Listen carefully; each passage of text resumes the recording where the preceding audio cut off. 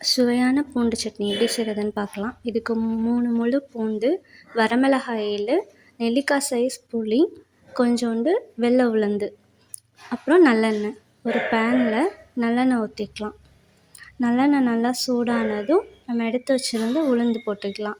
உளுந்து வந்து நல்லா பொரியட்டும். உளுந்து நல்லா வந்து கொஞ்சம் கலர் மாறணும்.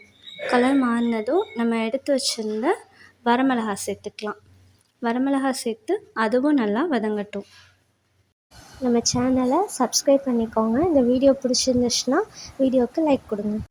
வரமிளகாவை நல்லா வதக்கிட்டு நம்ம எடுத்து வச்சுருந்த பூண்டு ஆட் பண்ணிக்கலாம். பூண்டும் நல்லா வதங்கட்டும். நம்ம ஸ்லோ ஃப்ளேம்லேயே வச்சு பொறுமையாக குக் பண்ணிக்கலாம். நல்லா வதங்கிட்ட அப்புறம் நம்ம எடுத்து வச்சுருந்த புளி சேர்த்துக்கலாம். புளி வந்து அது கூட சேர்த்து கொஞ்சம் வதங்கட்டும். ஸ்லோ ஃப்ளேம்லேயே குக் ஆகட்டும். இது நல்லா குக் ஆனதும் ஸ்டவ் ஆஃப் பண்ணி ஆற வச்சுக்கலாம். ஆறினதும் நம்ம ஜாரில் மாற்றிக்கலாம். அதில் கொஞ்சம் நம்ம உப்பு சேர்த்துக்கலாம். உப்பு சேர்த்துட்டு அதை அரைச்சிட்டு தாளிப்புக்கு நல்லெண்ணெய், கடுகு போட்டு தாளித்து ஊற்றிக்கலாம். ட்ரை பண்ணி பாருங்கள்.